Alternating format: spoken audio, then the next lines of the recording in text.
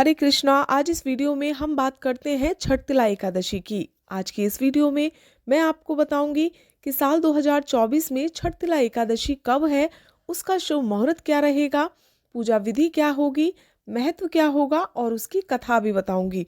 तो आप इस वीडियो को पूरा जरूर सुने। तो चलिए वीडियो को स्टार्ट करते हैं। हर वर्ष माघ मास के कृष्ण पक्ष की जो एकादशी होती है उसे छठ तिला एकादशी के नाम से जाना जाता है और पंचांग के अनुसार छठ तिला एकादशी इस साल 6 फरवरी को मनाई जा रही है। धार्मिक मान्यताओं के अनुसार इस दिन तिल का दान करने से स्वर्ग की प्राप्ति होती है। इस दिन 6 तरह से तिल का प्रयोग किया जाता है। यह सृष्टि का पहला अन्न भी माना जाता है, इसीलिए छठ तिला एकादशी के व्रत में तिल का प्रयोग जरूर किया जाता है। इस दिन तिल को 6 प्रकार से इस्तेमाल किया जाता है। इसमें तिल के पानी से स्नान किया जाता है, तिल का उपटन किया जाता है, तिल से हवन किया जाता है, पानी में तिल मिलाकर सूर्य को अर्घ्य दिया जाता है और तिल का भोजन करना और तिल का दान करना इसमें शामिल होता है। और एकादशी जो तिथि है वो प्रारंभ 5 फरवरी 2024 को होगी शाम 5:26 पर और एकादशी तिथि समाप्त होगी 6 फरवरी 2024 को शाम 4:07 पर। पंचांग के अनुसार एकादशी व्रत जो है वो 6 फरवरी को रखा जाएगा और द्वादशी तिथि जो है वो प्रारंभ होगी 6 फरवरी मंगलवार को शाम 4:08 पर और द्वादशी तिथि समाप्त होगी 7 फरवरी को दोपहर 2:02 पर। इस दिन दान और यज्ञ का विशेष महत्व बताया गया है। जो एकादशी का पारण किया जाएगा वो 7 फरवरी को सुबह 7:08 से 9:50 के बीच में किया जाएगा और एकादशी के दिन तिल का आप प्रयोग कर सकते हैं पर उसे आप अपने भोजन में ग्रहण नहीं कर सकते। अगर आप एकादशी के दिन व्रत रखते हैं तो तिल का सेवन ना करें और अगर जो व्यक्ति प्रदोष व्रत रखते हैं तो वो 7 फरवरी को जब वो एकादशी का व्रत का पारण करें तो वो अन्न से ना करें, फल पानी इस तरह से करें आप एकादशी के व्रत का पारण और उसके बाद तो आपका एकादशी व्रत समाप्त होने के बाद प्रदोष व्रत चालू हो जाएगा। मान्यता है कि इस दिन तिल का दान जरूर करना चाहिए और तिल का दान करने से बुरे कर्मों का नाश हो जाता है और भगवान विष्णु की असीम कृपा प्राप्त होती है। इस दिन भगवान विष्णु को भी तिल जरूर अर्पित करने चाहिए। साथ ही इस दिन एकादशी पर रात्रि भर जागरण भी करना चाहिए। कहा जाता है कि एकादशी के दिन सोना नहीं चाहिए। भगवान विष्णु के नाम मंत्र और जागरण से रात्रि का जगराता करना चाहिए, रात्रि में जगना चाहिए और ये एकादशी माघ माह में पड़ने से इसका महत्व और भी ज़्यादा बढ़ जाता है। और माघ माह में जो भी व्यक्ति गंगा स्नान या संगम स्नान करता है, सुबह को उठकर अपने घर के पानी में जल डालकर स्नान करता है, उसे सहज ही भगवान विष्णु की कृपा प्राप्त होती है। तो इस माह में हर किसी को सुबह जल्दी उठकर स्नान जरूर करना चाहिए। छठ तिला एकादशी के दिन अपने शरीर पर तिल के तेल से मालिश करनी चाहिए। तिल के जल में पान एवं तिल के पकवान का सेवन करने का विधान है। सफेद तिल से बनी चीजें खाने का महत्व अधिक बताया गया है। इस दिन विशेष रूप से हरि विष्णु की पूजा अर्चना की जानी चाहिए। जो लोग व्रत रख रहे हैं वह भगवान विष्णु की पूजा तिल से करें, तिल के बने लड्डू का भोग लगाएं, तिलों से निर्मित प्रसाद ही भक्तों में बांटें। व्रत के दौरान क्रोध, ईर्ष्या आदि जैसे विकारों का त्याग करके फलाहार का सेवन करें। साथ ही रात्रि जागरण भी करना चाहिए। इस दिन ब्राह्मण को एक भरा हुआ घड़ा, छतरी, जूतों का जोड़ा, काले तिल और उससे बने व्यंजन, वस्त्रादि का दान भी करना चाहिए। और छठ तिला एकादशी के व्रत से घर में सुख शांति का वास होता है और जो भी व्यक्ति श्रद्धालु छठ तिला एकादशी का व्रत करते हैं उनको जीवन के सभी सुख प्राप्त होते हैं। मान्यता है कि व्यक्ति को जितना पुण्य कन्यादान और हजारों सालों की तपस्या और स्वर्ण दान से मिलता है उतना ही पुण्य छठ तिला एकादशी का व्रत रखने से भी प्राप्त होता है। अपने नाम अनुरूप यह व्रत तिल से जुड़ा हुआ है।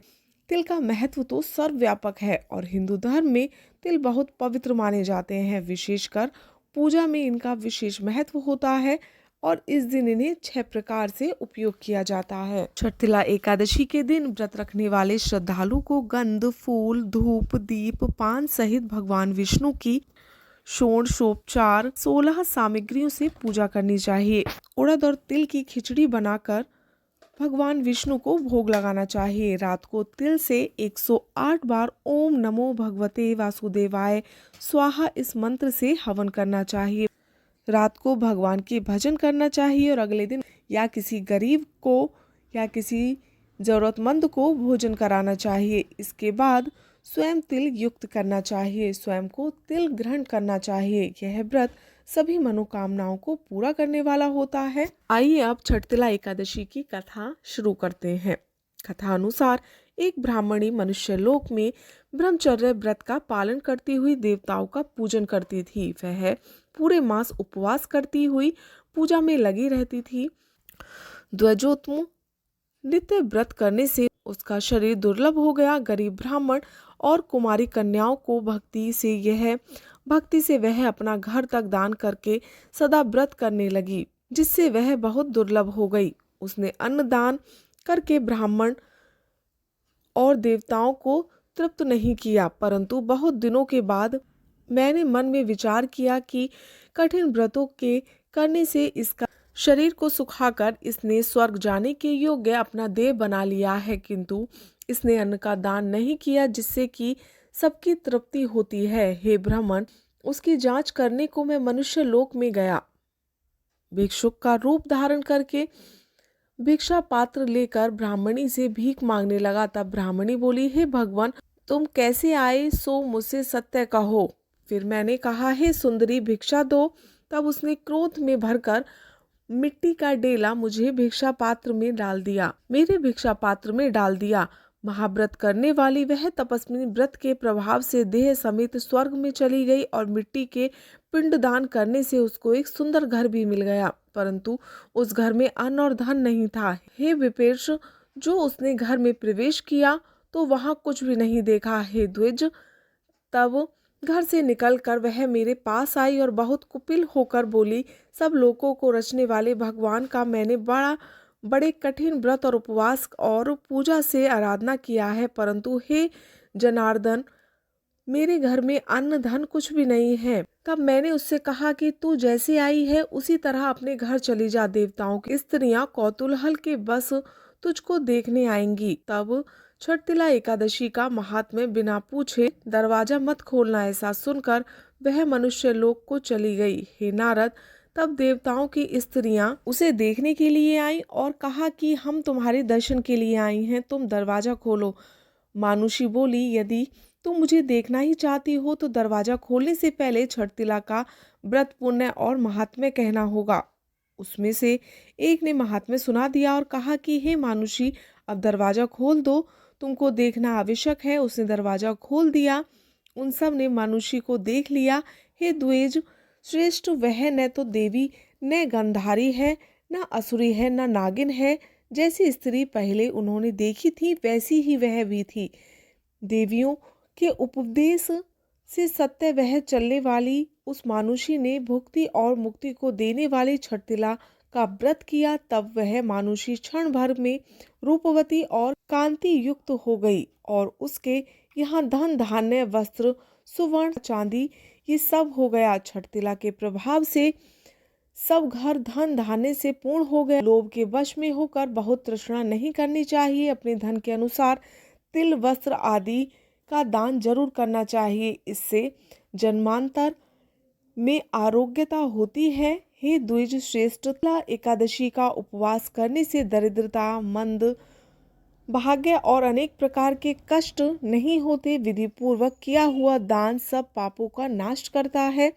हे मुनि, इससे शरीर में थकावट, अनर्थ अथवा कष्ट नहीं होता। तो ये है छठतिला एकादशी से जुड़ी सभी जानकारी। आशा करती हूँ कि आपको ये जानकारी अच्छी लगी होगी।